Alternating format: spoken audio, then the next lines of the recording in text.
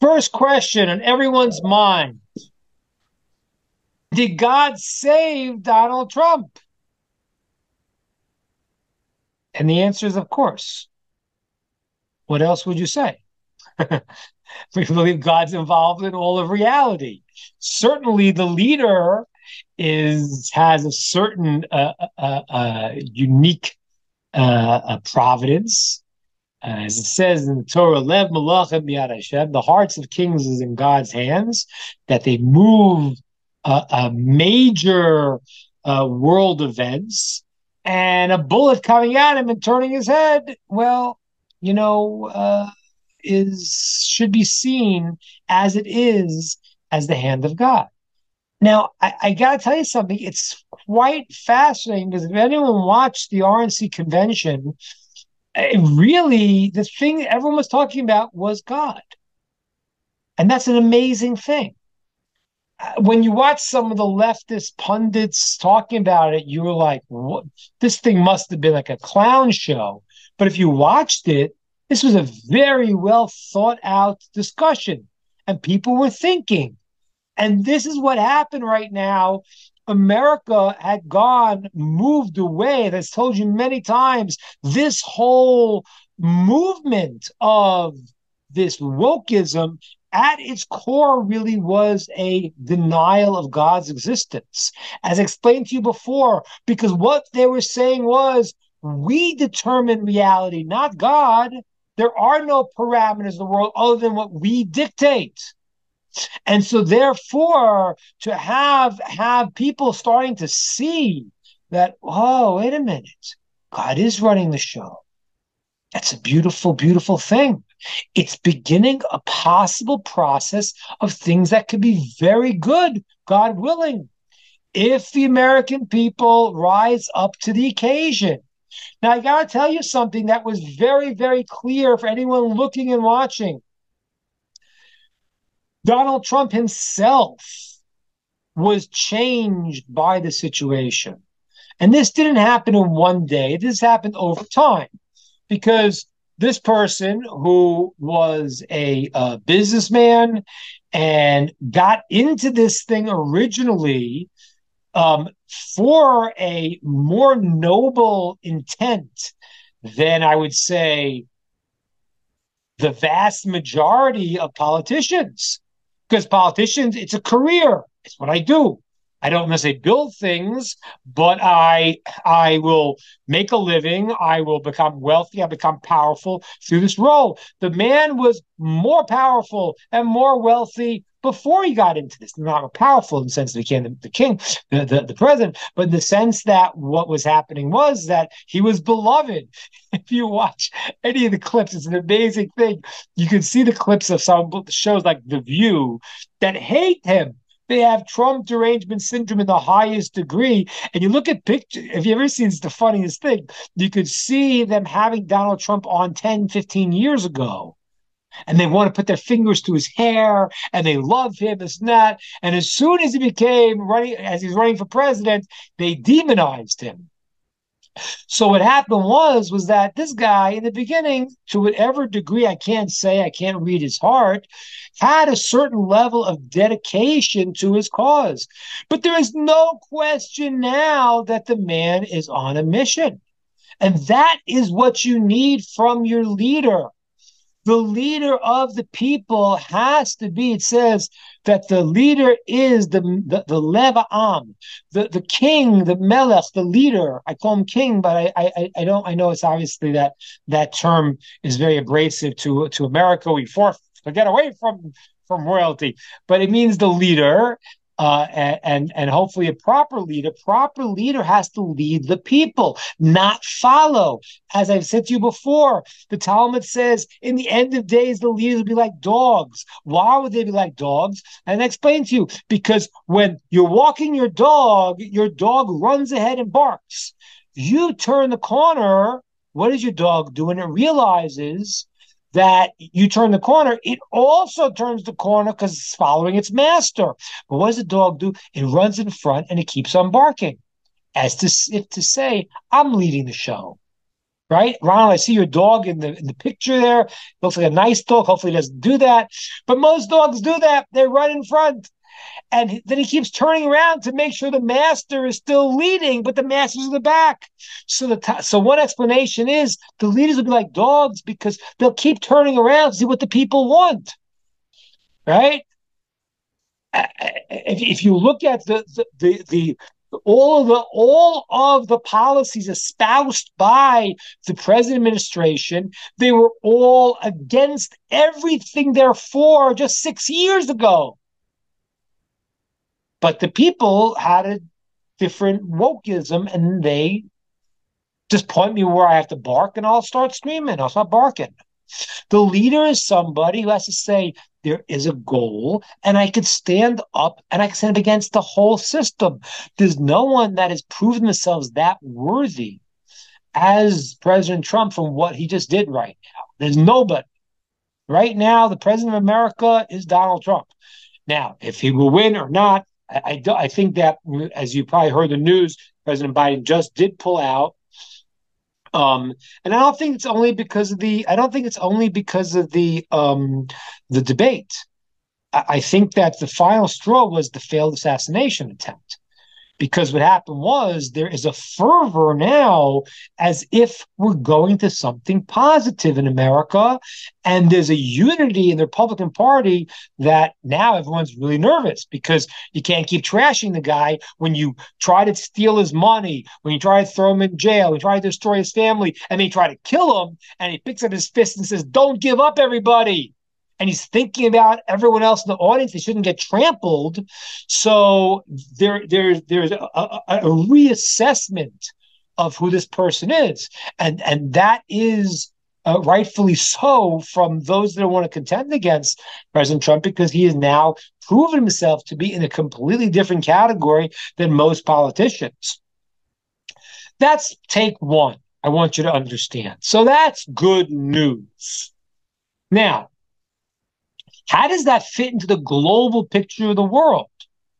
Well, this is something that we cannot say for sure. But I've said this to you many times. We're hopeful and we pray that America and the American people and all the nations of the world will come to proper understanding. When you look in the story in the Torah, when Yitzchak, Isaac, is going to bless Jacob and Esav, he wants to give the blessings to Esav, his eldest. And everyone wonders why.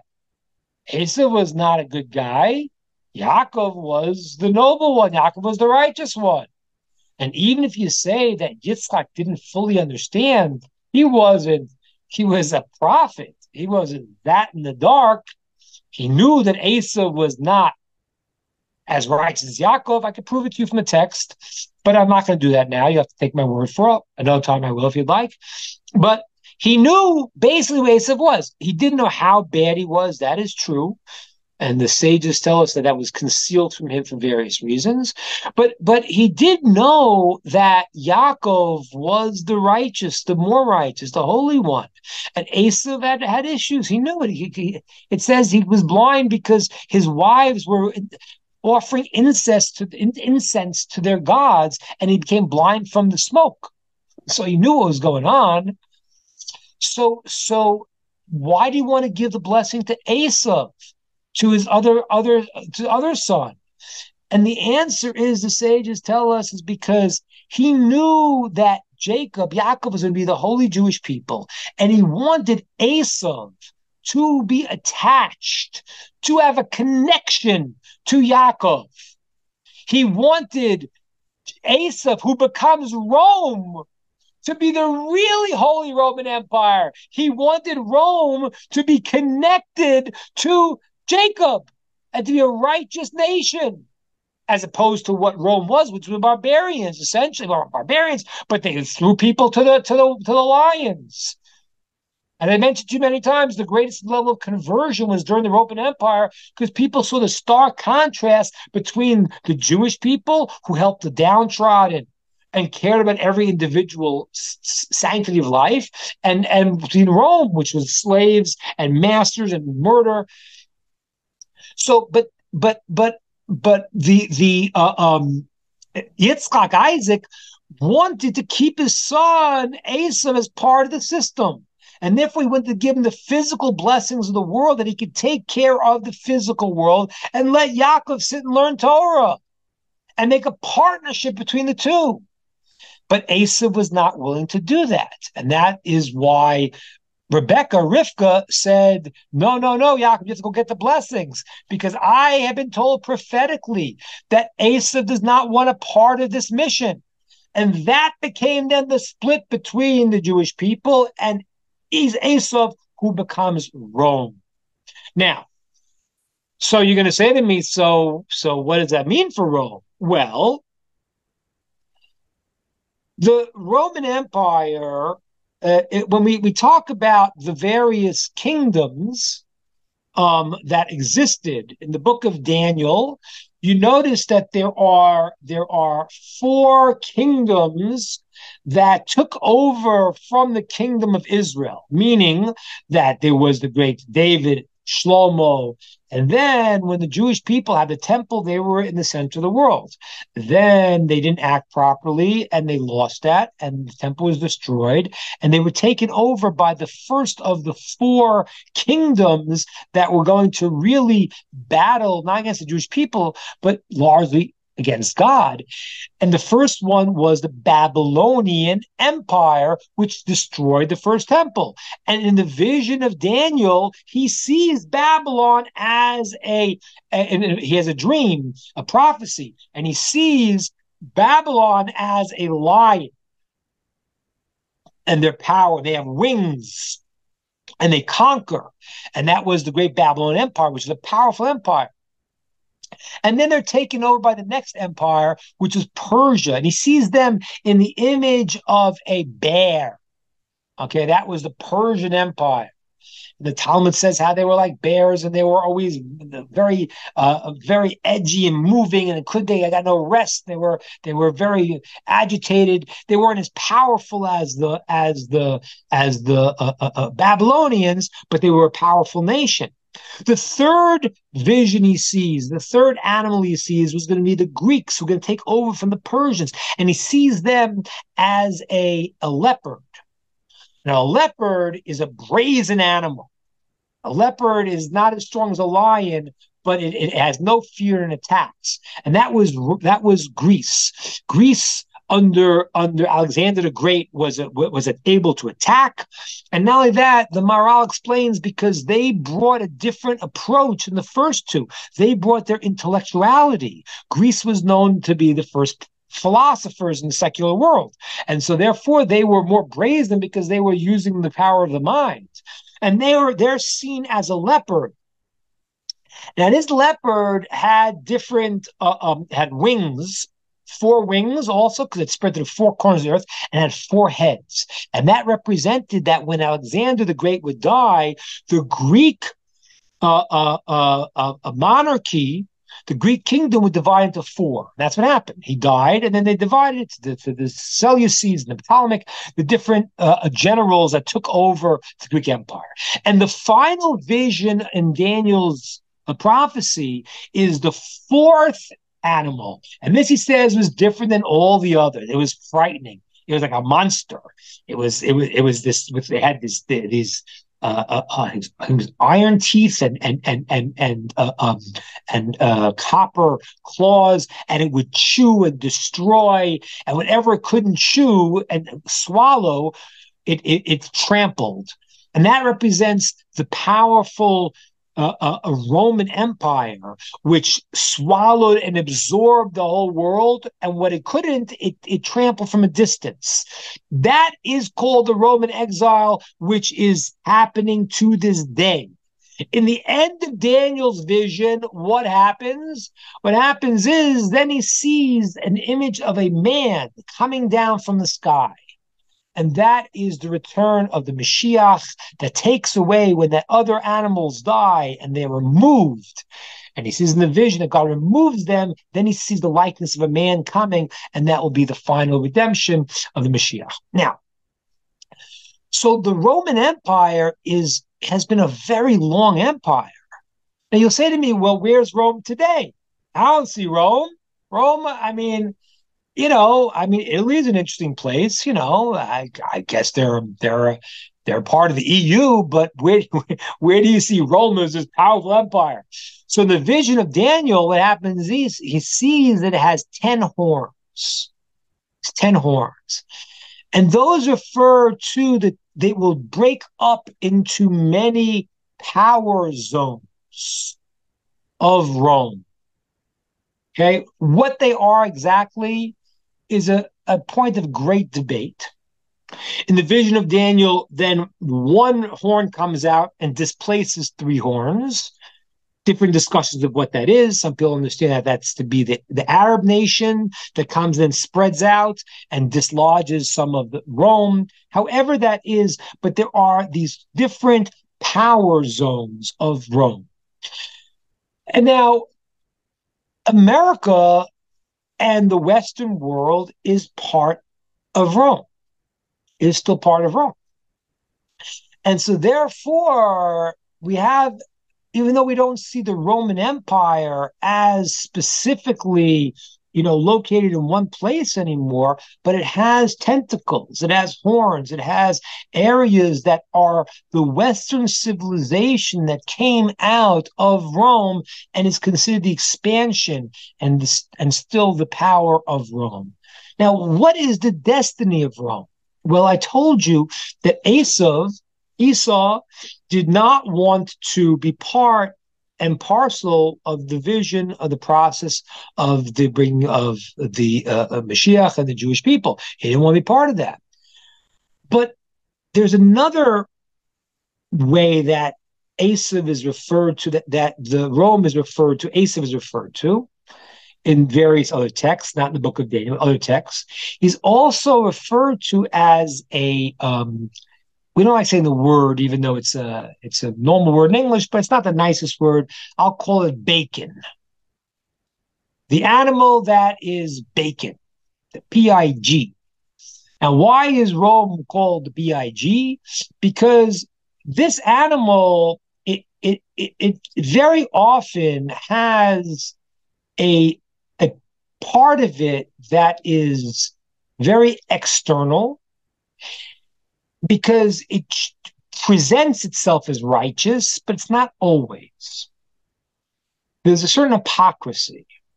So there's 2 signs of a kosher animal. One is it chews its cud, which is the inside, and one, it has split hooves.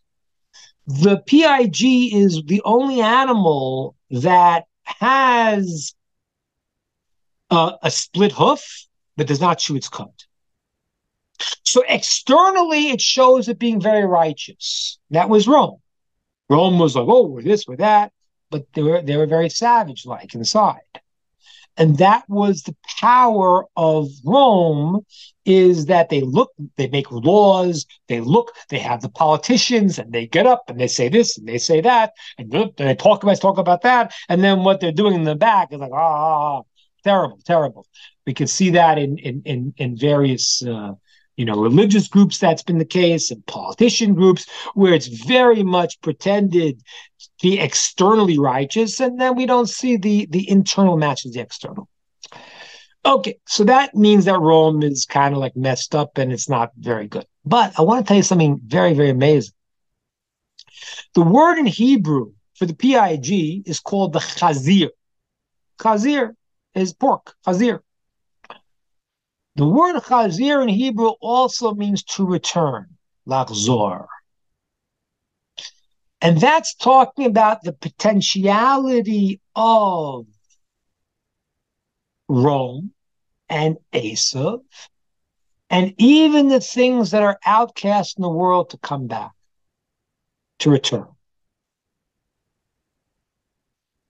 And we don't know which horns of the vision of Daniel are what, but there's no guarantee that any human being is going to fall into any negative thing when he has free will to choose what he wants to be. Even the chazir, the pig, the animal that represents the hypocrisy, also has an element at the end of time where it can wake up and it can return and it can come back to the positive. And that is, I believe, a hopeful message, what may be happening right now. There may be a sense in the world that this thing has gotten out of hand. We've seen the past 3.5 years insanity, little 4 years, even more insanity, where we see the system is lying constantly. Right now, if they pulled out President Biden because they said he was cognitively disabled, but I've been telling you that that's obvious the past 3 years. Anyone could have seen it. So what happens? Oh, the emperor's not wearing any clothes. Yeah, you found that, but everything else we told you is true. No, everything you told us is not true. The battle against God, which was this wokeism society, this idea that we are gods, we're going to determine our own reality, that has created havoc in the American society. America needs to start coming back to something that is positive and to be in the process of helping the rest of the world. Now, it's very, very important to hear how this plays out, because the Jewish people, they can do tshuva and it's up to them. It's not, I do not believe in any way, shape, or form that although Donald Trump, I think, is worthy to be president of America, and I'll explain to you a little bit more why in a few moments. I think he is for what America needs and wants. He understands the problem and he's straight about it. And I'll even talk about the complaints that people have about him. I don't think that those are correct. I'll explain to you why. But he's not my savior. He's the king of Rome, not the king of Israel. And therefore, the Jews need to get ourselves together, because there's always the idea of the internal and external. And the nations of the world represent the external, and the Jews represent the internal. If the Jews do it, they do it. But God moves the world through historical systems.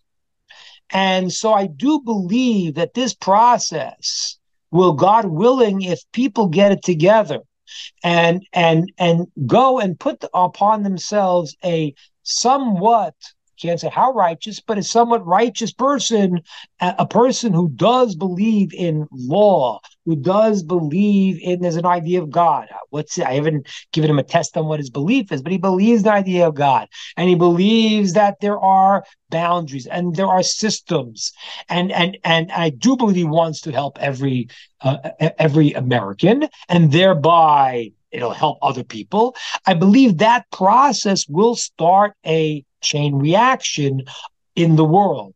There is no question. It's fairly obvious, and things may change very, very quickly. If you saw the news of claiming that Iran might get a bomb within a few weeks, chas v'sholom, God forbid, if that's the case, then things might rev up much, much faster. But if you look at the reality, like I said to you before, no one's been calling for a ceasefire for Ukraine and Russia. And the president administration has been calling for a ceasefire for Jews to stop taking out terrorists and trying to kill them. You have to see that this world is upside down. Russia and Ukraine are going to settle with a ceasefire at some point. All you're doing is killing more people as you delay this. Ukraine's not going to win. It's not happening. Unless you want World War III. It's not happening. So you have to have a negotiated set, but they're not. They're killing people for no reason. But when you go and you have terrorists that are killing Jews and saying they want to kill all of them, and those are the ones you're trying to force a ceasefire. So we have a system that has no logic and does not follow any rules that represent morality in any way. Right now, God willing, there's going to be a movement towards that. And I think that if people start to see this and start to wake up to this, God willing, we're going to see a general movement of the world in a positive way. And when that happens, that's going to have an influence on other factors. And as the Jewish people are working internally in their system already, that's going to bring about massive changes. I got to tell you something. It's very fascinating. Someone asked about talking about this week's Torah portion. So I'm not going to have time to get into now. I'll be giving a class on it for some people. No, it's tomorrow. When are we doing the class? Yeah, so we'll be giving a class on this week's parsha, and those who want to get the recordings, I'll be able to send it out. But it's a very fascinating things that are happening in this week's Torah portion. But what's relevant to us is that at this point is that when we look at what exactly is transpiring and how the Jewish people have to get their act together and have to move, in this week's Torah portion, who Bilam was seeing, when Bilam wanted to curse the Jews, he couldn't see the Jews of high stature. He saw only the lowest ones. And that's a fascinating thing, because the Jews here, the holy Jews that learned, they're doing their thing. They are already bringing about the redemption. The Jews that we see, unfortunately, who are sucked in and somehow confused into this left-wing ideology, those are the ones that are going to have to wake up. And I'm hopeful that they will. I'm hopeful they will. God willing, they will. But when the tides of the world start to change, that will create for those people hopefully an impetus to also move forward. Similarly to when we had a king called Koresh. Koresh was a Persian king, but he was considered righteous because he did support the Jews in their process returning to the land of Israel. Now, we don't need that. We don't need President Trump or anyone else. It's up to God. And God moves reality through the historical changes and the winds that push reality in a certain way, and history in a certain way, that people start to adapt and to switch to a proper way of seeing the world, where they say, yes, terrorists should be fought against, not to be condoned. People that are righteous, the Jewish people should, yes, we want them to go and fight for themselves and not to try to hamper them. Yes, the Israeli government should not be listening, but they are. And this process hopefully is now going to be in full mode, that I'm hopeful that this will start a renaissance coming back in America. Now, will it play out? That we can't say for sure. That's up to you. I'm an American citizen. I will also vote. But people that are Americans should vote. People that are not Americans should do their best to support in their own cities. I mean, I don't know what happened in France exactly, but it looks like what happened in France was that there was an awakening of the right. Again, the right does not mean right. Doesn't mean Torah. It doesn't mean that. It means it's closer to the correct system than the alternative. But the right, if it's Republican or whatever thing, it's not Torah. It's not correct, but it's closer to the system. And in France, it started to go in that direction. People getting tired of this, bizarre way to see the world. And then there was a flip where they all united just to keep away the proper way of seeing the world.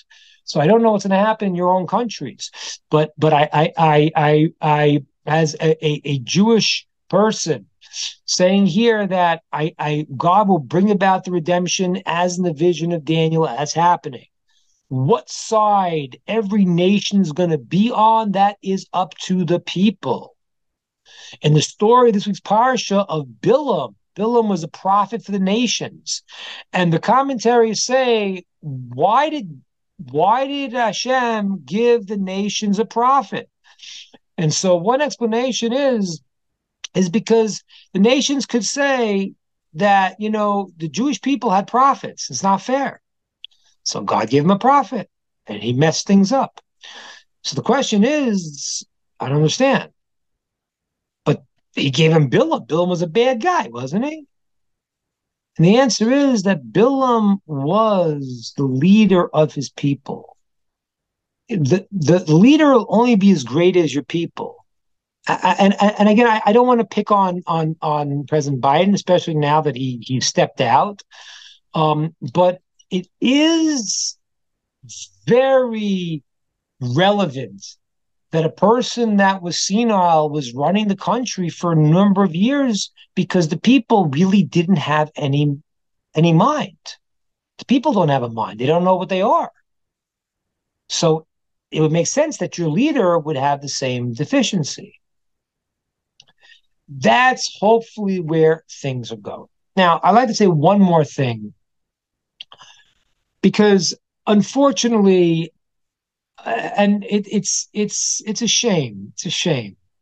But there are people out there, and if you're one of them, maybe try to listen to what I'm saying and try to take some insight. There are people that you can hear still saying that, oh, they're very upset that the bullet missed. Now, I like to speak to you people who are saying that, because you're good people, right? You feel you're a good person. So why are you saying that? Well, you're saying that because you feel that it's the right thing to hate evil. Well, that happens to be true. It's the right thing to hate evil. Now, why do you think Donald Trump is evil? Well, he brought all this hate. The fact that you're so ensconced and enveloped in this hatred that you're saying you wish the bullet hit him, you need to check yourself. You need to see if you've been brainwashed by being told this person is the embodiment of evil. That's certainly the cause of the assassination attempt. That's obvious. I mean, you tell someone to call a person Hitler, you know. Now, there is evil in the world. It's true. It's true, there is. But when you feel so much hate, you need to look at yourself and say, why am I like this? And what I'd like to posit for you is that you have been brainwashed. Not that Donald Trump is a perfect person. And as I said to you before, if I would look at Donald Trump's shortcomings in the past, they would be the following. Donald Trump, when he gets mad, he can get petty and come after his enemies. And he brags and he talks about himself. And he can be mean when he gets angry at people, petty. So I want to tell you something, a few things you need to know. One thing is that unfortunately, if I have a choice between someone who says what they think and someone who smiles to your face and stabs you in the back, go with the person who says what he thinks, because the hypocrites are the most dangerous. And if you think the politicians who go and say something and behind your back do this and that, that's better, that's not. Donald Trump got very upset because he came out and he broke the rules. He said, I don't hold by these rules. I'm going to say what I have to say. Now, I agree with you. If Donald Trump was the king of Israel, king of the Jews, the king of the Mashiach, the leader, then he needs to have perfect traits. But understand something, that humility is a very difficult thing to have. Why is it difficult to have? Because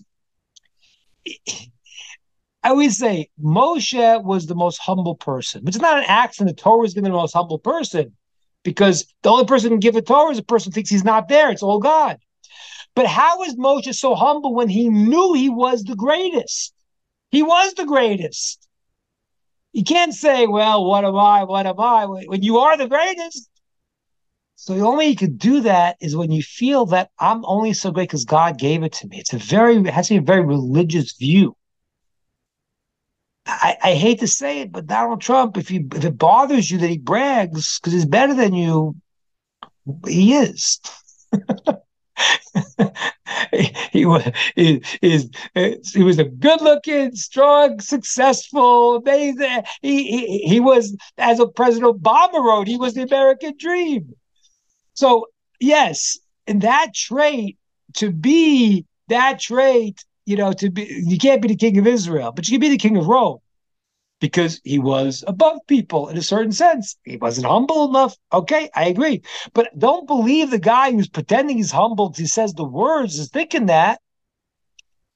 Now, I would add that I do believe that the humility has been locked in from what he's experienced now.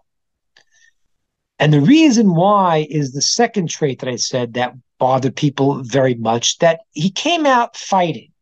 When he was first in the debate, he attacked people for their looks and that. That was a scrappy guy who needed to get your attention. 17 people there running for president. He was a joke in the beginning. They didn't think and he got all the attention. He knew what he was doing by doing it.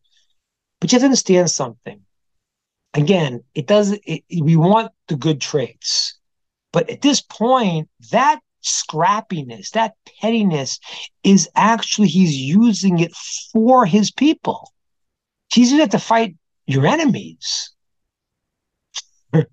So even though I agree there are some personality challenges, I do not believe that he was less kind than the other people who speak a good game. I mean, there are stories of kindnesses that Donald Trump did that I know about. I know two stories because they're Jewish stories of things he did way before he was the president. Two stories that I know. My friend wrote them in a book. My friend David Kaplan wrote them in a book years ago, where one time it was the 80s, his limo was the side of the road, and this guy and the guy didn't know, so the limo stuck on the side of the road. He pulled over and asked if he could help. And the guy came on, the driver said, yeah, if you can go and call and whatever, and phone, I know what happened. But the guy in the back pulls down the window, and it's Donald Trump. And he says to the guy, thank you for stopping. It's a true story. And he says to him, you really appreciate it. It's very nice of you. What can I do for you? And the guy says, I want to do something for you. I really appreciate it. He says, I'm going to send my wife flowers. Takes his address, fine. It's a true story. He sends the guy's wife flowers. Big, giant bouquet of flowers. And in the bouquet of flowers, there is a note, and it says, your husband's a wonderful person. And by the way, I paid your mortgage off. Story one. Story two. This is years before he ran for president. Story two. Another Jewish story. It was a kid who was on some type of medical device. He had to fly in a plane to get a surgery. He was a kid. And the airlines got scared. They wouldn't take him on. Insurance liability, they wouldn't take him on. And the parents were freaking out because the kid needs to get to the surgery. And he was on some type of special life support system that he was on, of some system of life support, but something that was keeping him together. And there was a whole tumult there. And what happened was, all of a sudden, someone got the message and they heard, and Donald Trump heard about it, and he flew this kid on his private jet to his surgery. Those two stories I heard about before he ran for president. And one that I heard about recently, a while ago, where a woman was squatting. She was a drug addict, squatting in one of his places. And they found this woman, they interviewed her, and she said that he didn't kick her out. Now he sends her food to this day. sends her 3 meals. This woman's like, this is a drug addict woman. She said, and there's an interview. You got to find this online. She's like, you can see she's been through a lot. She's like, people say he's a bad man. He saved my life and he let me. And he said, now I don't hear those stories about Hillary Clinton. I just never did. I didn't. So here you have a guy who maybe has some challenges, maybe has some personality, and maybe just says what he thinks, but he's not less than the other guy. Believe me, he's not.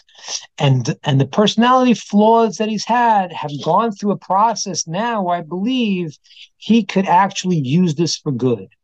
And that could be, seeing when God's hand is involved in saving a person's life, it wakes a person up. It gives them pause. And when you get hit in the ear, you learn a lesson. There's a law that if a person blinds someone, they got to pay the value of the eye. But if they go and they make them deaf, they got to pay for the whole person. Because the ear has the ability to receive. A person could grow when they hear the right things. They could go beyond themselves. And when they take away that ability to receive, the ear is always open. The eye is closed automatically. The ear is always open to receive. And the person could go and become greater when they listen to the right people and they listen to Hashem. And now Donald Trump got a shot in the ear. He got saved, and hopefully he's going to hear the right things, do the right things, and we'll have people throughout the world starting to get their act together and moving towards a positive thing to usher in the process that's happening already, that's well underway, process of Mashiach, and as many people from the nations of the world that will be part of that. That would be a wonderful thing for them and for all. Okay, questions, comments, ideas?